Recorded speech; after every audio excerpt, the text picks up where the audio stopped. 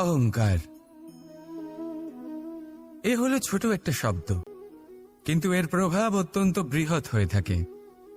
আর সব থেকে বড় সমস্যা হলো মানুষ আজ অবধি বুঝতেই পারেনি যে এই অহংকারের বাস্তব রূপ কিরকম।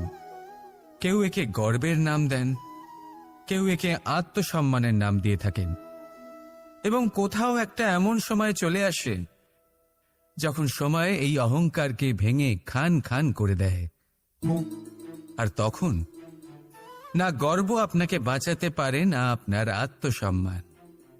এখন যদি আপনাকে উদাহরণ দিই, তাহলে যেখানে আপনি বসে আছেন সেই ঘরেই ওপরে তাকান, সেই ছাদের দিকে।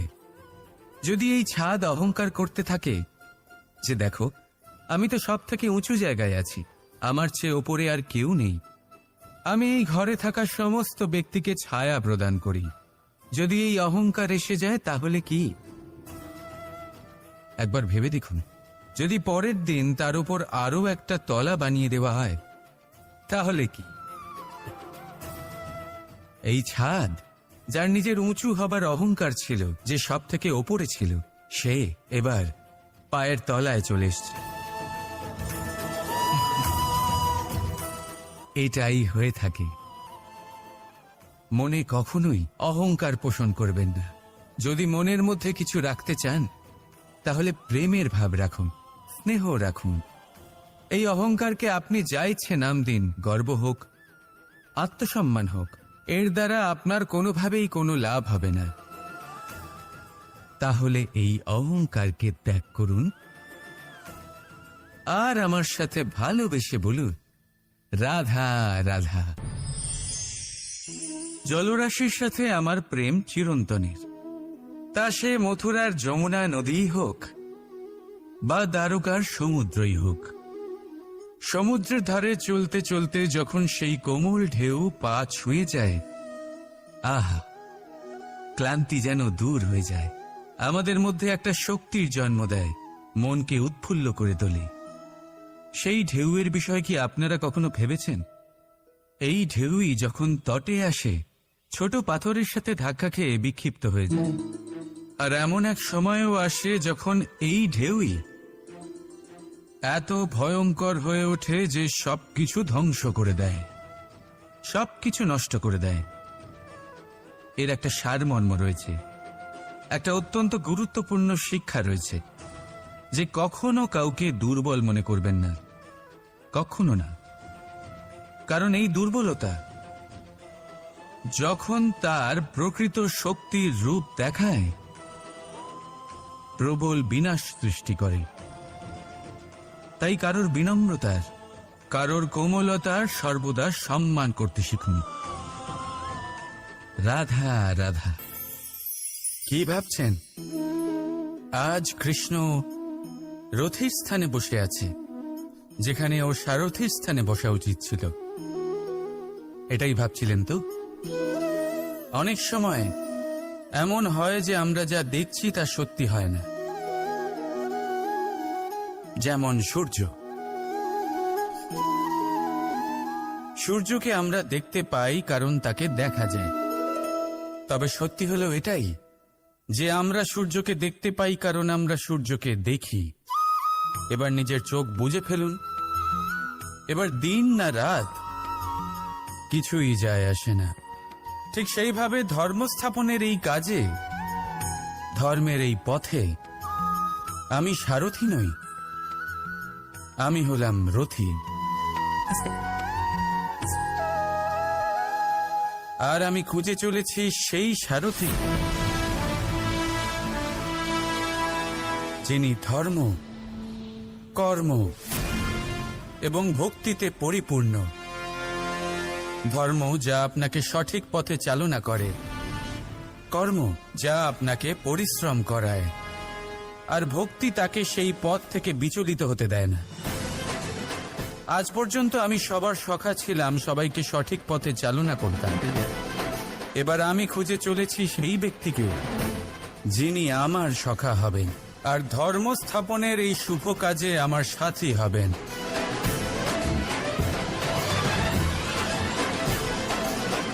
বন্দে কর্মা। বন্দে ধর্ম। রাধা রাধা। আপনি কখনো আতর মেখেছেন? একটা শ্রেষ্ঠ আতরের গুণ হলো ওকে মাখার পরে অনেক দিন পর্যন্ত তার সুবাস থেকে যায়। তারপরে আপনি বস্ত্র বদল করুন বা রেখে দিন, তার সুবাস থেকেই যায়।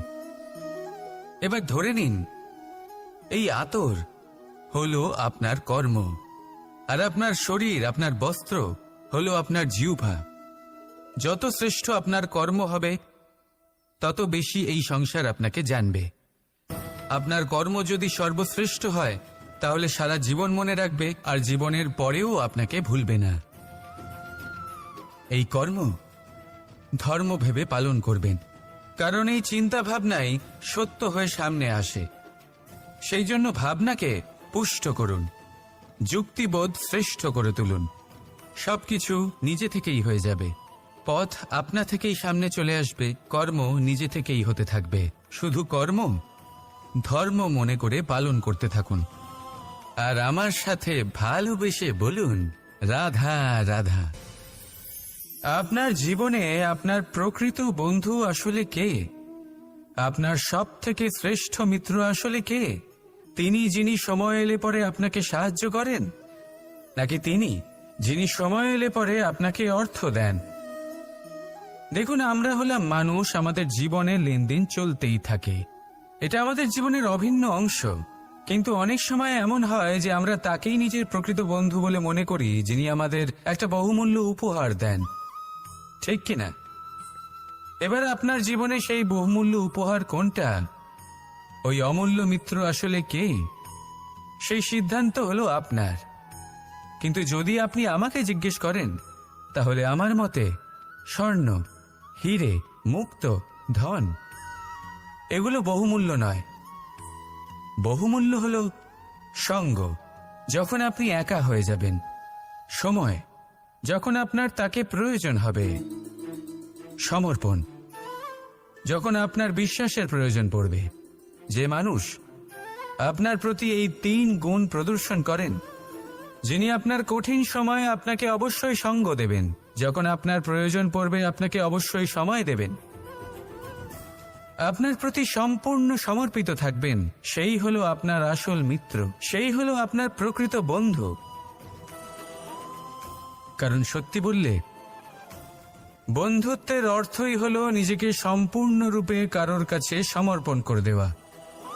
তাই আপনার সেই বন্ধুর জন্য নিজের প্রাণ উজাড় করে দিন, আর ভালোবেসে বলুন রাধা রাধা।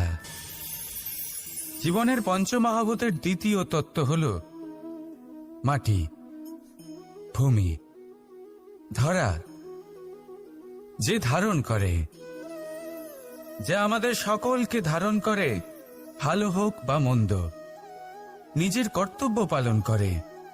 আর এটাই শিক্ষা আমাদের জন্য। আমাদেরকেও আমাদের সকল কর্তব্য পালন করতে হবে, তা সে আমাদের নিজেদের প্রতি হোক, আমাদের পরিবারের প্রতি হোক, সমাজের প্রতি হোক বা ঈশ্বরের প্রতি।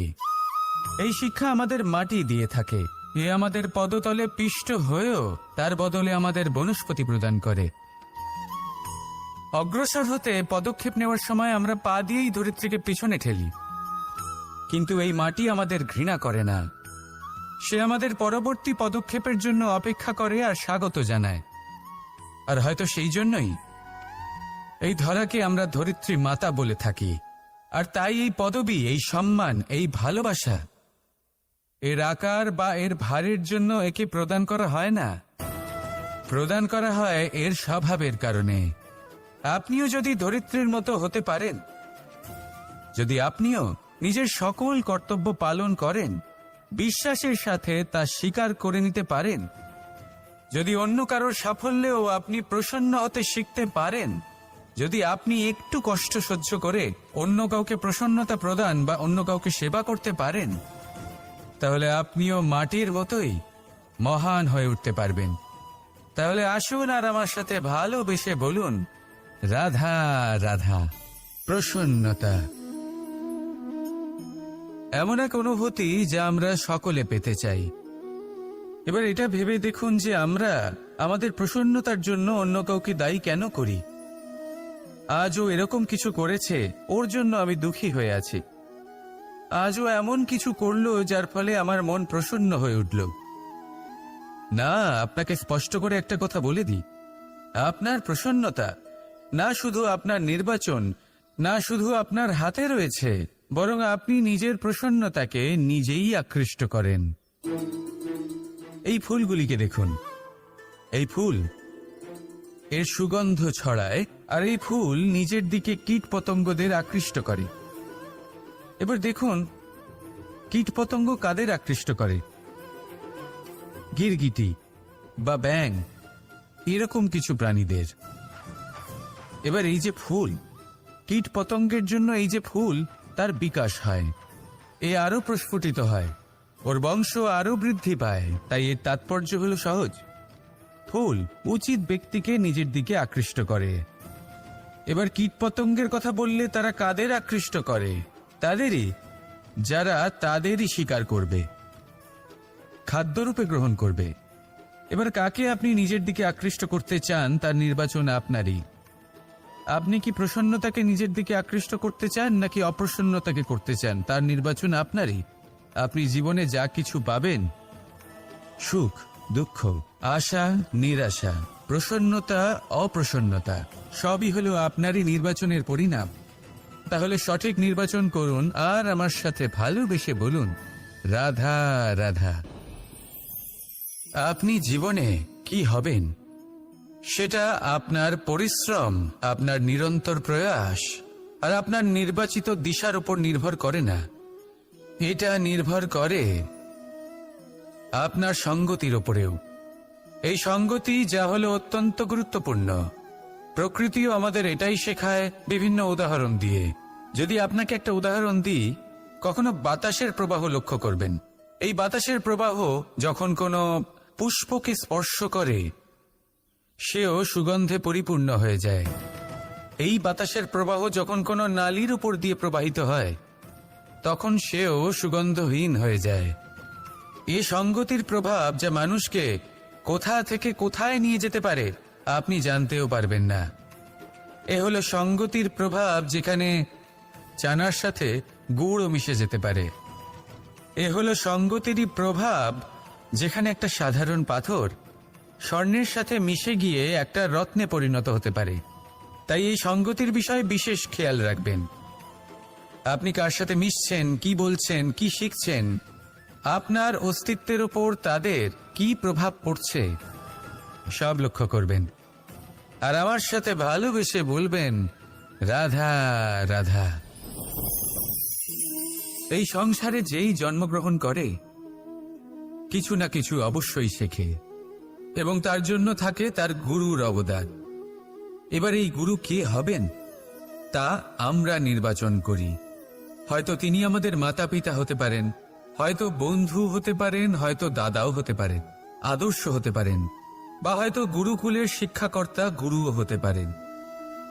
এবার সংসারের এমন কিছু জিনিস আছে যা জগতের কোনো গুরুই শেখাতে পারবেন না, তা আপনাকে সময় শিখিয়ে দেবে। কারণ এই সংসারে সময়ের থেকে বড় গুরু আর কেউ হয় না। এবার সময় আর গুরুর মধ্যে একটা সাদৃশ্য আছে আর একটা তফাতও আছে। সাদৃশ্য হলো যে সময় আর গুরু দুজনেই আপনাকে শেখায়। তফাতেই যে গুরু প্রথমে আপনাকে শিক্ষাদান করে, তারপর আপনার পরীক্ষা নেন। সময় প্রথমে আপনার পরীক্ষা নেয়, তারপর আপনাকে শিক্ষা দেয়। এবার শিক্ষা লাভ করে পরীক্ষা দেওয়া আর পরীক্ষা দিয়ে শিক্ষা লাভ করা, এই দুই ভিন্ন বিষয়। আর সব সময় মনে রাখবেন, এই সময়ের থেকে আপনি যা শিক্ষা লাভ করবেন তা সব সময় যত্ন করে আপনার কাছে রেখে দেবেন। কারণ সময়ের থেকে বড়, সময়ের থেকে দামি, সময়ের থেকে অত্যন্ত আধুনিক আর কোনো গুরু নেই। রাধা রাধা। এই পাত্র দেখছেন আপনারা, কি সুন্দর! এটা জলকে শীতল রাখে আর ঘরকে সুন্দর। এবারে ভাবুন, যদি এই পাত্র আমার হাত থেকে পড়ে যায় তাহলে ভেঙে গেল, তাই না? এবার এবার কি হবে? আপনি বলবেন সহজ ব্যাপার, আরো একটা পাত্র কিনে নাও, 1 মুদ্রায় পেয়ে যাবে। এই পাত্রের বাস্তবিক মূল্য আপনি যদি জানতে চান তাহলে সেই কুম্ভকারকে জিজ্ঞাসা করুন, যিনি এই পাত্র বানিয়েছেন। কতটা পরিশ্রম করতে হয়েছে ওনাকে তা জিজ্ঞেস করুন। সর্বপ্রথম তিনি সেই মাটি মেখেছেন, তারপর তাকে চাকায় বসিয়ে গঠন করেছেন, তারপর কতবার চেষ্টা করে তাকে সঠিক আকার দিয়েছেন, তারপর আগুনের তাপে পুড়িয়ে তাকে কঠিন বানিয়েছেন, তারপর রং করে তাকে সাজিয়ে আমাদের সামনে প্রস্তুত করেছেন। এত পরিশ্রম দ্বারা তৈরি এই পাত্র আমরা স্বল্প দামে নিজের করে নিলাম। এটাই হয় পরিবারের সাথেও। অনেক সময় মানুষ আবেগের বশে, স্বার্থের কারণে এই পরিবারকে ভেঙে ফেলে। কখনো ভেবেছেন সেই মাতা পিতার বিষয় যারা সেই পরিবারকে গড়ে তুলেছেন, তাকে আগলে রেখেছেন, পালন পোষণ করেছেন? কখনো ভেবেছেন সেই বিষয়? ভবিষ্যতে যদি কখনো এরকম কোনো চিন্তাধারা মাথায় আসে, এমন কোনো ভাবনা আসে যার কারণে আপনি পরিবারকে ভাঙতে চলেছেন, নিজেকে আটকে নিয়ে নিজেকে মনে করান সেই মাতা পিতার বিষয়ে, ওনাদের পরিশ্রমের বিষয়, ওনাদের ধৈর্যের বিষয়, তাদের প্রেমের বিষয়, আপনার আশা আবেগ, আপনার স্বার্থসিদ্ধি, এই সব কিছু তার সামনে খুবই ছোট মনে হবে। রাধা রাধা। কখনো কখনো আমরা ভাবি যে কোনো ব্যক্তি যিনি ধর্মের পথে চলেছেন, যদি তার দ্বারা কোনো ভুল হয়ে থাকে তাহলে নিয়তি তাকে সেই মুহূর্তেই কঠোর শাস্তি দেন। কিন্তু সেই সব মানুষ যারা সংসারের সবথেকে বড় অধর্মী, বহু নিকৃষ্ট মানের কাজ করেন, তাদের নিয়তি অনেক সুযোগ দেন। তাদের নিয়তি এরকম কঠোর প্রহার করেন না। এই ভাবনা কখনো না কখনো মনে আসেই। ভেবে দেখুন কেন? আসলে জীবনকে বেশিরভাগ মানুষ একভাবেই দেখে থাকেন, বিভিন্ন স্তরে একে দেখা উচিত। এবার আপনি বলুন, এই সংসারে কোনো অধর্মী কখনো প্রেরণার উৎস হতে পারেন? কখনোই নয়। যে মানুষ নিজের আত্মাকে মলিন করে ফেলেছেন, তিনি এই সংসারকে কিভাবে প্রেরণা যোগাবেন? উনি নিজেই বুঝতে পারেন না কোনটা করা উচিত, ধর্ম কোনটা। তাই নিয়তি তাকে একটা সুযোগ দেন, এটা বোঝার সুযোগ দেন যে কোনটা উচিত, কোনটা ধর্ম। সুযোগ দেন নিজের বিবেক জাগিয়ে তোলার, তাকে সুযোগ দেন নিজের অন্তরাত্মার ডাক শোনার। যখন তাতেও কাজ হয় না, তখন নিয়তির কাছে একটাই পথ বাকি থাকে, আর তা হল মহাবিনাশ। মানুষ অন্য কোনো বস্তু বা ভাবের সাথে পরিচিত হোক না হোক, ভয় আর ভবিষ্যৎ, এই দুই মানুষের মনে সর্বদা থাকে। যাদের অস্তিত্ব তার নিজের অস্তিত্বের ওপর প্রভাব ফেলে। আশ্চর্য, তাই না? ভয় সেটা যা আপনি জানেন না, যা অজানা। আর সেই কারণে আপনার ভয় হয় যে কে জানে কি হবে। ভবিষ্যৎ তাই যা এখনো ঘটেইনি। তাহলে যা ঘটেনি সেটা নিয়ে চিন্তা কেন? আপনার হাতে আছে বর্তমান। বর্তমানের কর্ম সত্য মন নিয়ে করুন, আর ভাবুন যে নিজের কর্ম আরো ভালোভাবে কি করে করা যেতে পারে। আর নিজের উপরে ভরসা রাখুন। যদি বর্তমানের কর্ম আপনি মন থেকে করেন, তাহলে ভয় নিজেই দূর হয়ে যাবে, আর ভবিষ্যতের ফল অবশ্যই মিষ্টি হবে। তাই ভয় আর ভবিষ্যৎকে নিয়ে চিন্তিত হবেন না, এই বর্তমানেই বাঁচুন।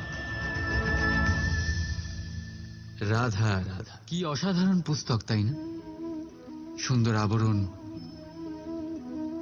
সজ্জিত পৃষ্ঠা,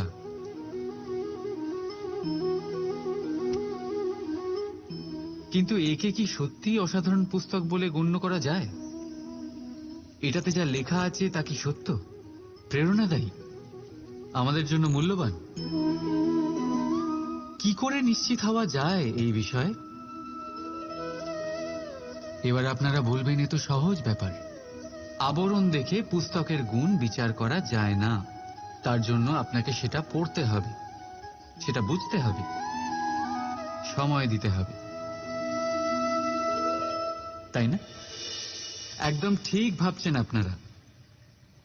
আশ্চর্য বিষয় হলো এটাই, একটা পুস্তকের ব্যাপারে আপনারা এই সব কিছু জানেন, কিন্তু কোনো ব্যক্তির ব্যাপারে আপনারা এইসব কথা নিয়ে একদম ভাবেন না।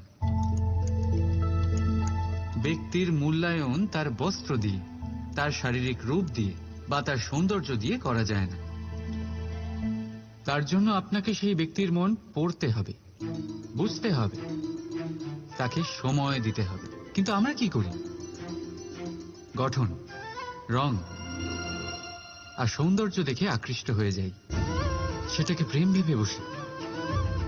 আর প্রত্যেক দিন কাউকে না কাউকে এটা বলতে শোনা যায় যে তার প্রেম কাহিনী সফল হল না, সে প্রতারিত হয়েছে। কিন্তু এতে দোষ আর কারণ নয়, স্বয়ং আপনার। আপনি সেই ব্যক্তিকে সময় দেননি, আপনি সেই ব্যক্তির বিচারধারা পরখ করেন। প্রেম কিছু মুহূর্তে তৈরি হওয়ার রন্ধন নয়, এর স্বাদ আস্বাদন করার জন্য আপনাকে জীবনভর সময় দিতে হবে। তাহলে সময় দিন, একে অপরের রূপকে নয়, আত্মাকে চিনুন। আর অতি অবশ্যই মন প্রসন্ন হয়ে বলে উঠুন, রাধা রাধা।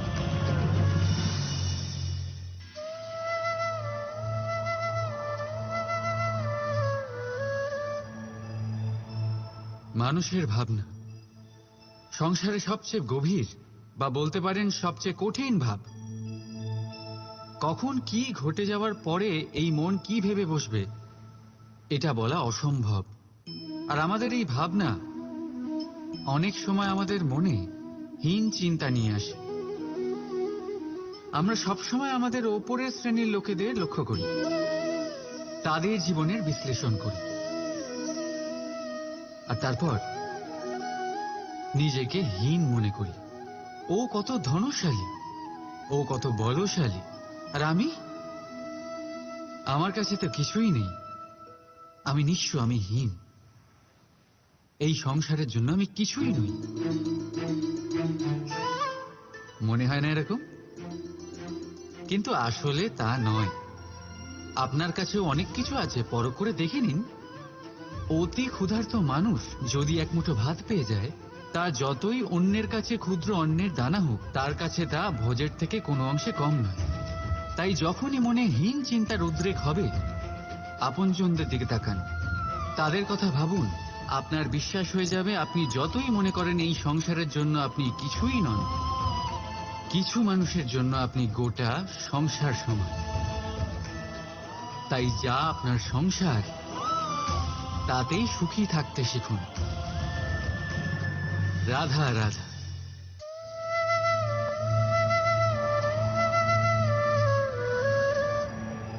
আশ্চর্য হচ্ছেন না আপনারা যে আমি কি করছি, কি লিখছি? দেখতে চান? এবার আপনারা ভাবছেন আমি মাটিতে মাটি কেন লিখছি। এর পেছনে একটা বড় কারণ আছে, কিন্তু সেটা বিশ্লেষণ করার আগে আমাকে একটু জলের ওপর জল লিখতে দিন।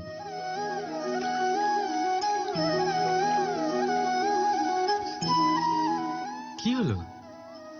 যেটা আমি লিখলাম সেটা দেখা যাচ্ছে না কেন? তাহলে এবার শুনুন আপনাদের প্রথম প্রশ্নের উত্তর। মাটিতে মাটি লেখা যতটা সরল, ঠিক ততটাই কঠিন জলের ওপর জল লেখা। সম্পর্কও ঠিক এমনই হয়। তৈরি করার সময় মাটিতে মাটি লেখার মতো সরল, আর পালন করার সময় জলের ওপর জল লেখার মতো কঠিন। এবার প্রশ্ন এটাই হলো, জলের ওপর জল কি করে লেখা যায়?